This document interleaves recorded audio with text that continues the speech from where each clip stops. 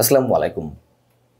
সংস্কারের নামে আমাদের সামনে যে নানান ধরনের, নানান মাত্রার এবং নানান সাইজের মূলা ঝুলিয়ে রাখা হয়েছে, তার একটি বড় প্রমাণ হচ্ছে পুলিশ সংস্কার।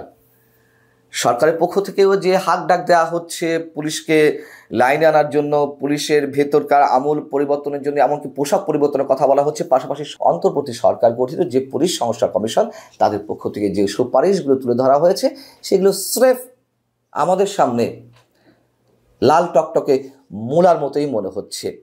কেন এই কথা বলছি?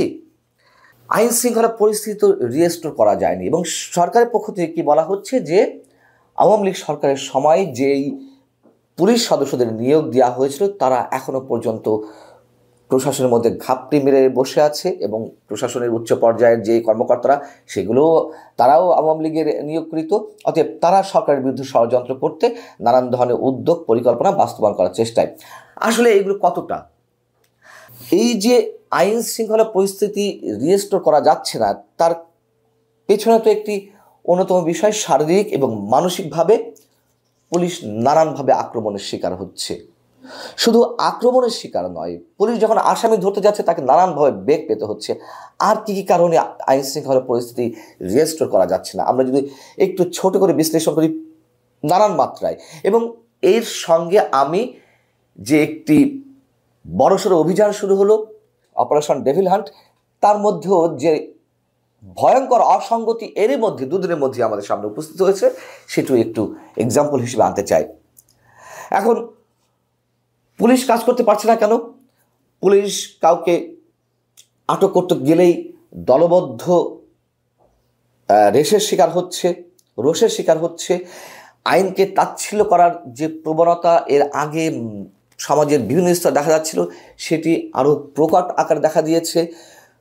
পুলিশ কোনো ক্ষেত্রে আইনগতভাবে পদক্ষেপ নেবে কিনা, সে বিষয়ে পুলিশ এখনও আরও বেশি, আগের চেয়ে বেশি দ্বিধাদ্বন্দ্বে থাকে। আগের চেয়ে বেশি বলতে, রাজনৈতিক সরকারগুলো পুলিশকে ব্যবহার করতো, পুলিশ তার সততার জায়গা থেকে, তার পেশাদারিত্বের জায়গা থেকে যেভাবে বিভিন্ন ধরনের উদ্যোগ নিতে গিয়ে নানান ধরনের দ্বন্দ্বের মধ্যে থাকতো, ঠিক এখন তার চেয়ে আরও বেশি দ্বন্দ্বের মধ্যে থাকতে হচ্ছে পুলিশকে। যেহেতু মব ভায়োলেন্স আমাদের সংস্কৃতি কিংবা অপসংস্কৃতির একটি অংশ হয়ে উঠেছে, সেখান থেকে পুলিশের মধ্যে ভীতি কাজ করছে। এবং পান থেকে চুন খসলেই বিভিন্ন ঘটনা পুলিশকে নিয়ে, আরও অনেক কিছু হয়, পুলিশকে নিয়েও ভাইরাল করার যে একটি প্রবণতা, সেটিও পুলিশকে আতঙ্কের মধ্যে রাখছে। আর যে কোনো পদক্ষেপ পুলিশ নিতে পারছে না স্বাধীনভাবে, সমাজের স্বার্থে, রাষ্ট্রের স্বার্থে। তার অন্যতম কারণ হচ্ছে যে কোনো সময়, যে কোনো পরিস্থিতিতে তাদেরকে যখন তখন শাস্তির মুখোমুখি হওয়া লাগতে পারে। অজুহাত তো একটি রয়েছেই, যে আওয়ামী লীগের নিয়োগকৃত পুলিশ সদস্য এরা। এখন ডেভিল হান্টের কথা বলছিলাম, আমি সে বিষয়ে একটু দৃষ্টান্ত স্থাপন করতে চাই। শুরু তো হলো সম্ভবত শুক্রবার রাত থেকে বা শনিবার থেকে। তো এই 2 দিনে গ্রেপ্তার করা হয়েছে সারা দেশ থেকে 1308 জন। গণমাধ্যমের রিপোর্ট অনুযায়ী, যদিও সুনির্দিষ্ট কোনো তালিকা পুলিশের হেডকোয়ার্টারে নেই, এটি আমরা নানানভাবে জানতে পেরেছি। তো উপদেষ্টা জাহাঙ্গীর আলম কি বলেছেন, স্বরাষ্ট্র উপদেষ্টা, তিনি বলেছেন যে যারা দেশে অস্থিতিশীলতা তৈরি করছে তাদের বিরুদ্ধে অভিযান চলবে। আচ্ছা, কেমন অভিযান চলছে?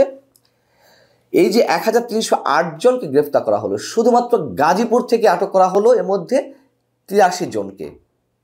এবং গাজীপুরে আওয়ামী লীগের বাড়িঘর, অফিসে যারা হামলা করেছে তাদেরকে কি আটক করা হয়েছে?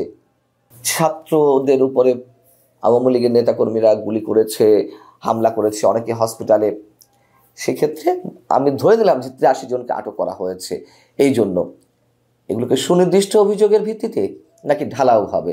আচ্ছা, মামলাও হয়েছে 239 জনের নামে শুধুমাত্র গাজীপুর সদর থানায়, আর বাদ বাকি দেশের বিভিন্ন স্থান থেকে। কিন্তু এই যে টোটাল প্রায় 1308 জন বা 12 জন যাই হোক না কেন, তাদেরকে আটক করা হলো, আটক করা হয়েছে কি কাজে বা কি অজুহাতে? তারা বাংলাদেশের বিভিন্ন পর্যায়ে অস্থিতিশীলতা সৃষ্টির চেষ্টা করছে। এবং তারা কারা? অধিকাংশই আওয়ামী লীগের নেতাকর্মী। আমরা তো অনেক ধরনের অপারেশন দেখেছি, সেটি আওয়ামী লীগের আমলে হোক, বিএনপির আমলে হোক। এসব অপারেশনে কাদেরকে আটক করা হয়? বিরোধী রাজনৈতিক কণ্ঠ কতটা স্তব্ধ করার জন্য এগুলোকে ব্যবহার করা যায়, সেগুলো তো আমরা জানি। এখন বিষয় হচ্ছে যে পুলিশ সংস্কারের কথা বলছিলাম, আমি ডেভিল হান্টকে একটা এক্সাম্পল হিসেবে নিয়ে আসলাম যে কী সংস্কার সরকার আসলে করতে চায় কতটা আন্তরিকতার সঙ্গে। এখন কোথাও হামলা হচ্ছে, কোথাও বাধার মুখে পড়তে হচ্ছে পুলিশকে, কাউকে আটক করলে সুনির্দিষ্ট অভিযোগের ভিত্তিতে আটক করা হলে তাকে ছাড়িয়ে নিতে বা ছিনতাই করতে থানার উপরে আক্রমণ চালানো হচ্ছে, পুলিশের উপরে আক্রমণ চালানো হচ্ছে।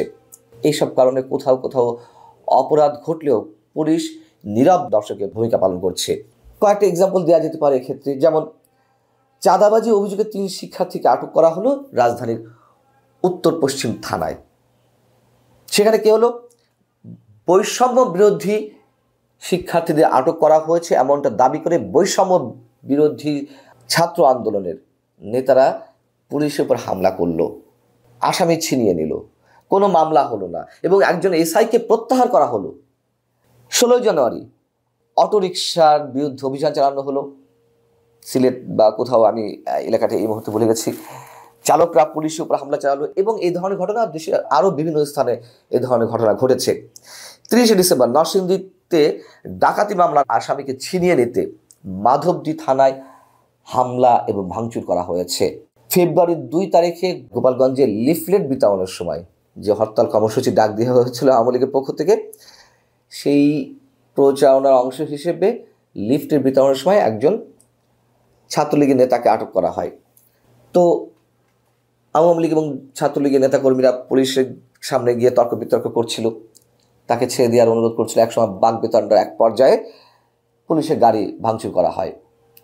যদিও আওয়ামী লীগ বা ছাত্রলীগ যুবলীগের এই ঘটনাগুলো একেবারেই কম, যেগুলো আমরা এখন অধিকাংশ ক্ষেত্রে বৈষম্য বিরোধী ছাত্র আন্দোলনের পক্ষ থেকে দেখছি। আবার 27 ডিসেম্বর আপনার মনে আছে যে যৌথ বাহিনীর অভিযানে বৈষম্য বিরোধী ছাত্র আন্দোলনের কর্মী সাগর হত্যা মামলার আসামিকে আটক করা হয়েছিল। আবার 3রা জানুয়ারি রাজধানী ঢাকাতে নিউ মার্কেট থানার সামনে এক ভয়ঙ্কর ঘটনা ঘটল। রাজধানীর হাতিরপুলে একটি ব্যবসায়িক প্রতিষ্ঠানের মার্কেটের একজন নেতাকে গুলি করা হয়েছিল, হত্যা করা হয়েছিল। সুনির্দিষ্ট অভিযোগের ভিত্তিতে ছাত্র দলের নেতা মোহাম্মদ হুসাইন মিথুনকে আটক করা হলো, তাকে ছিনিয়ে নেওয়ার জন্য নিউ মার্কেট থানায় আক্রমণ চালানো হলো, ভয়ঙ্কর পরিস্থিতির সৃষ্টি হলো।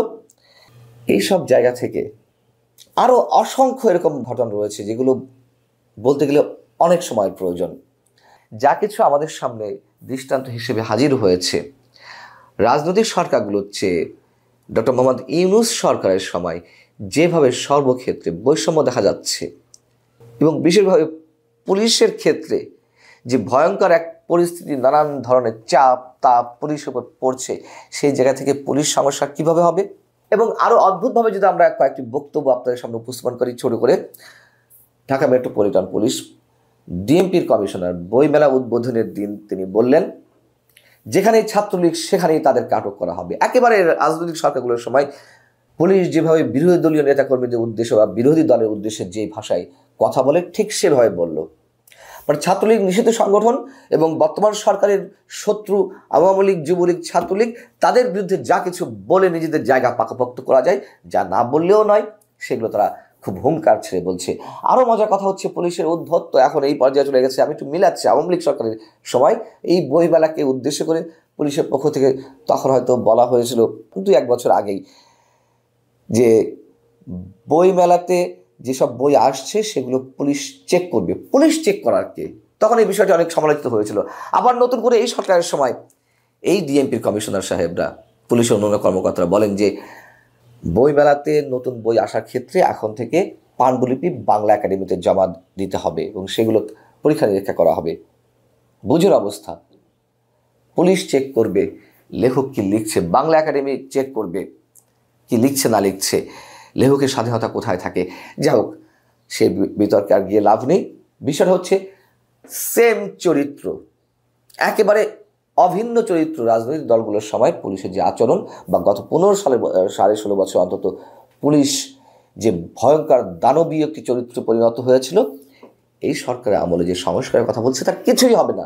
এগুলো স্রেফ আমাদের সামনে বড় বড় গলাবাজি করা হচ্ছে, রাষ্ট্রের টাকা খরচ করে সংস্কার কমিশন করার নামে এইসব নাটক আমাদের সামনে উপস্থাপন করা হচ্ছে। কিছুই হবে না। রাজনৈতিক দলগুলোকে দোষ দেওয়া হয় যে তারা এসে কিছু করবে না, বর্তমান সরকার কোথায় কি করছে তা তো আমাদের সামনে স্পষ্ট। আল্লাহ হাফিজ, ভালো থাকুন সবাই।